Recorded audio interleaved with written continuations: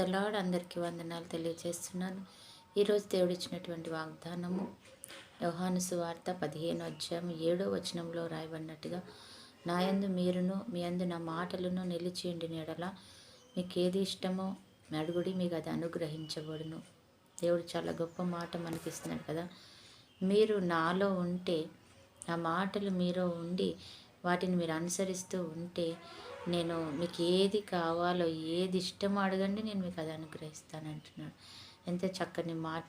మనకి ఏది కోరుకుంటున్నామో అది ఇచ్చే గొప్ప దేవుడు ఆయన. ఎందుకంటే అసాధ్యం అన్నది ఎరుగని గొప్ప దేవుడు కదా.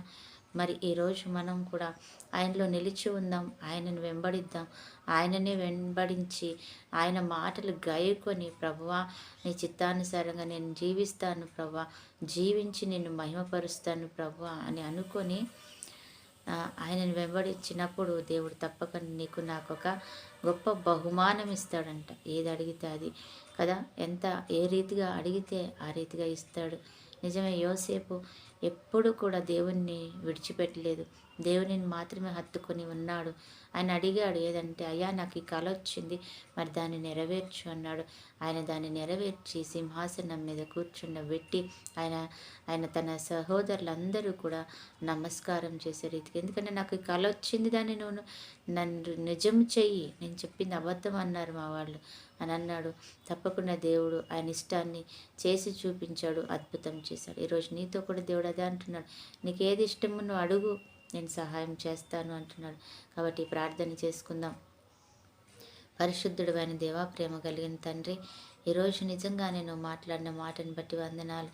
ఏది ఇష్టమో అది అడుగు, నువ్వు నాతో ఉండి నాలో ఉండి నన్ను వెంబడించి అంటున్నావు తండ్రి. ఆ రీతిగా మమ్మల్ని చేయండి ప్రభా, మాకు సహాయం ఇచ్చేయండి.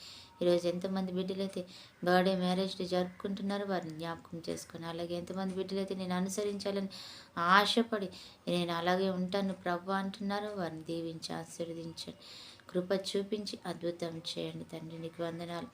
ఏకీభవించిన ప్రతి ఒక్కరికి మంచి జీవితం, మంచి భవిష్యత్తు, మంచి ఆశీర్వాదం, కృపా కాపుదల, క్షేమం, సమాధానం ఇచ్చి నడిపించుకోమని యేసు నామంలో, నజరేయుడైన యేసు నామంలోని ప్రార్థించి అడిగి బ్రతిమలి వేడుకుంటున్నాం తండ్రి. ఆమేన్.